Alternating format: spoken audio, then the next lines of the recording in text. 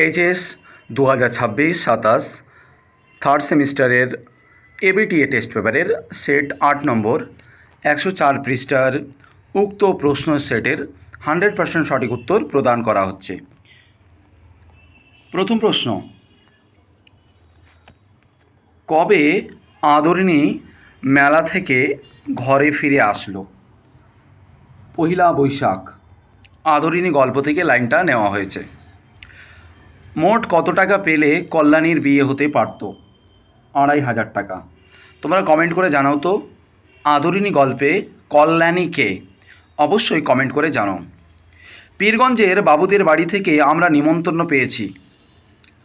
আমরা বলতে বলা হয়েছে।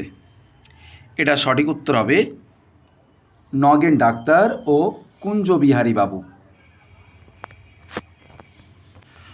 আদরিণী গল্পে কটি পরিচ্ছেদ রয়েছে? 7টি। জয়রাম কত বছর ধরে মেজবাবুদের এস্টেটের মোক্তার হিসাবে কর্মরত? 20 বছর ধরে।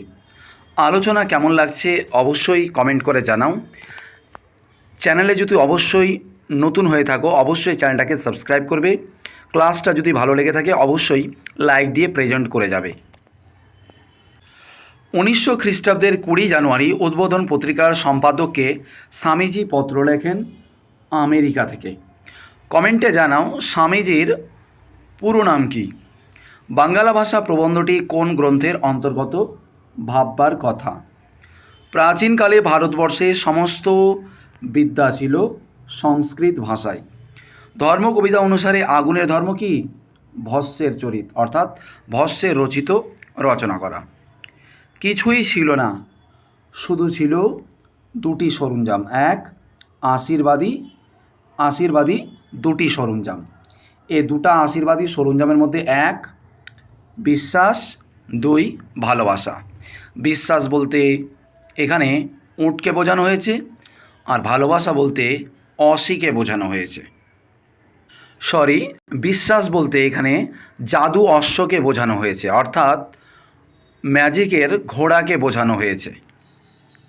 তোমাদের জানাই এইচএস থার্ড সেমিস্টার সেশন 2026-27 তোমরা যে বাংলা বিষয়ের পরীক্ষাটা ওয়েমার শিটে দিতে যাচ্ছ, তো তোমাদের প্রশ্ন যে 40টা হবে তার মধ্যে বাংলা টেক্সট বই থেকে 25টি থাকবে, বাকি 15টি প্রশ্ন ব্যাকরণ এবং বাংলা সাহিত্যের ইতিহাস থেকে থাকবে। তো বাংলা সাহিত্যের ইতিহাস আর ব্যাকরণ থেকে আমি যে প্রশ্নগুলো গোল করেছি সেই প্রশ্নগুলো খুব ইম্পর্টেন্ট, এগুলো বেশি করে দেখে যাবে। কবিরের ধর্ম হলো সত্যের বয়ান। শ্রীজাত ধর্মের দখলদারিকে বলেছেন প্রতিষ্ঠান আনুগত্য। সহজ কথাই হবে প্রাতিষ্ঠানিকতা।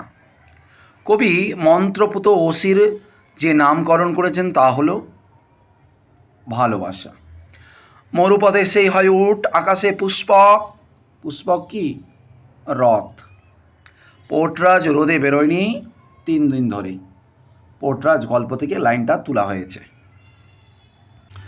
আবার বলি, HS third semester 2026-27 session ABTA test পেপারের সমাধান 8 নম্বর সেটের 104 পৃষ্ঠার 100% সঠিক উত্তর প্রদান করা হলো। তোমরা যদি এইচএস থার্ড সেমিস্টারে পড়ে থাকো অবশ্যই চ্যানেলটাকে সাবস্ক্রাইব করবে। ক্লাস ভালো লেগে থাকে অবশ্যই লাইক দিয়ে প্রেজেন্ট করবে। পোর্টরাজের বইয়ের নাম দুর্পদ। তোমরা জেনে রাখো পোর্টরাজের আসল নাম দামা। পোর্টরাজের স্ত্রীর নাম দুর্পদ। পোর্টরাজ আর দুর্পদের এক সন্তান অর্থাৎ ছেলে, যার নাম হচ্ছে আনন্দ। তখন আমাদের লাগবে, তখন না, এটা হবে এখন আমাদের লাগবে একে অপরকে। স্যার উইলিয়াম জোন্স ভাষাবিজ্ঞানের সূত্রপাত করেছিলেন 1786 খ্রিস্টাব্দে। ভাষাবিজ্ঞানের কোন শাখাটি ফলিত ভাষাবিজ্ঞানের অন্তর্গত? সমাজ ভাষাবিজ্ঞান। এই যে এগুলো ব্যাকরণ থেকে নেওয়া হয়েছে, গোল করে রেখেছি ইম্পর্টেন্ট, এটাও গোল করে রেখেছি ইম্পর্টেন্ট। বাংলা সাহিত্যের ইতিহাস এবং ব্যাকরণ থেকে যেগুলো দেওয়া আছে সেগুলো গোল করা হচ্ছে, এগুলো বেশি করে দেখলেই তোমরা কিন্তু কমন পেতে চলেছ। যাদের কাছে এবিটিএ টেস্ট পেপার রয়েছে তোমরা অবশ্যই মার্ক করবে প্রশ্নগুলো, ইম্পর্টেন্টগুলো। যাদের কাছে নেই তারা খাতায় নোট করবে। বাগধ্বনি প্রধানত দু ধরনের। তাহলে এই দু ধরনের কি কি? এক বিভাজ্য ধ্বনি আর একটা হচ্ছে অবিভাজ্য ধ্বনি। সুর তরঙ্গ এক প্রকার, খুব ইম্পর্টেন্ট, অবিভাজ্য ধ্বনি, গোল করা আছে।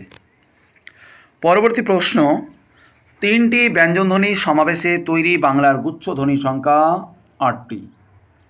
শব্দের অর্থের অভিন্নতা বোঝাতে ব্যবহার করা হয় সমার্থকতা। এই যে এই প্রশ্নগুলো গোল করা আছে, খুব ইম্পর্টেন্ট, পরীক্ষায় আসার সম্ভাবনা আছে। মনীষ শব্দটির উৎস মনুষ্য। উপবাস শব্দটির অর্থ নিকটে, বর্তমান অর্থ হচ্ছে অনাহার, অর্থাৎ এটা আগে ছিল এখন নেই, অর্থের রূপান্তর। মানুষের স্মৃতি বামন্থনে বিশেষ ভূমিকা গ্রহণ করে মস্তিষ্কের বাম গোলার্ধে। এটা যেমন গোল করিনি, এটা ইম্পর্টেন্ট না, তবে পড়তে হবে। বেঙ্গল কেমিক্যালের প্রতিষ্ঠাতা, খুব ইম্পর্টেন্ট, মার্ক করা আছে, প্রফুল্লচন্দ্র রায়, অর্থাৎ আচার্য প্রফুল্লচন্দ্র রায়। মনসা গীতি দক্ষিণবঙ্গে যে নামে পরিচিত, এটা হবে ভাসান।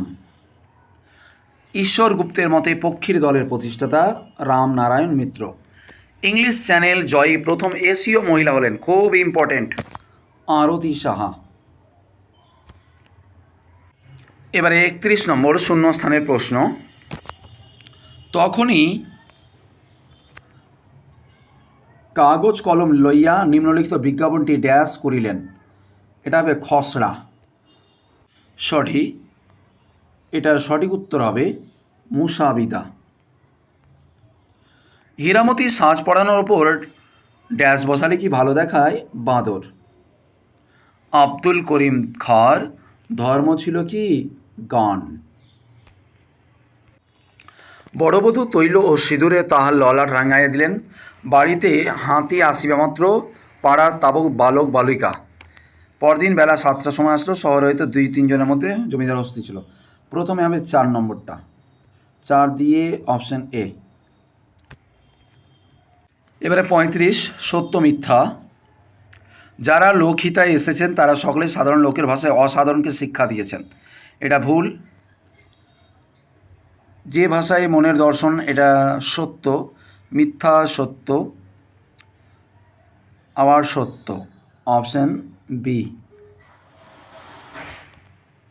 36 নম্বর আবার একটা সত্য মিথ্যার প্রশ্ন।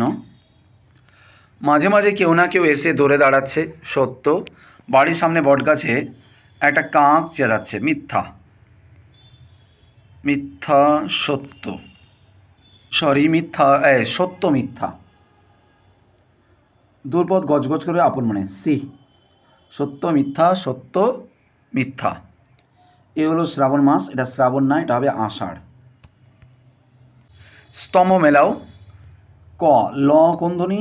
সবাই জানো, পার্শ্বিক ধ্বনি। তাহলে একের সঙ্গে ডি আমরা দেখব, অপশান টেস্ট করব। তাহলে আমরা একের ডি পেয়েছি, একের ডি অপশান এতে রয়েছে, এটাই ঠিক। 38 নম্বর আবার স্তম্ভ মেলানো। অঞ্জলি লহমোর সঙ্গীতে, এটা নজরুল ইসলাম। ছেড়ে দাও কাচের চুড়ি বঙ্গনারী, এটা হবে মুকুন্দ দাস, এ হবে একের ডি। 38 option A. 39 বিবৃতি কারণ। আমার জন্য অপেক্ষা করো, সময়টা সুবিধের না, তাহলে দুটোই ঠিক, আর এর সঠিক কারণ অপশান এ। এবারে আমরা দেখব লাস্ট প্রশ্ন।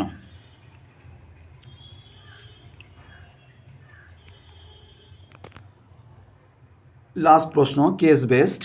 জয়রাম বক্তার দিকে দৃষ্টিপাত না করিয়া বলিলেন, না, গরু গাড়িতে চড়ে আমি যাব না, যদি হাতি চড়ে যেতে পারি তবেই যাইব, নইলে এ বিবাহে আমার যাওয়া হইবে না। আচ্ছা, তাহলে এমন কথাগুলো তিনি কেন বলেছিলেন? তো এটার অপশান আভিজাত্যের গৌরব, ঈর্ষা পরায়ণ, দাম্ভিকতা, উগ্রতা।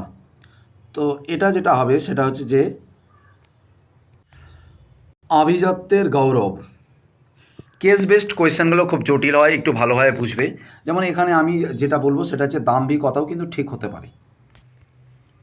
এই ছিল এইচএস 2026-27 সেশনের থার্ড সেমিস্টারের এবিটিএ টেস্ট পেপারে 8 নম্বর সেট 104 পৃষ্ঠার 100% সঠিক উত্তর দেওয়া হলো।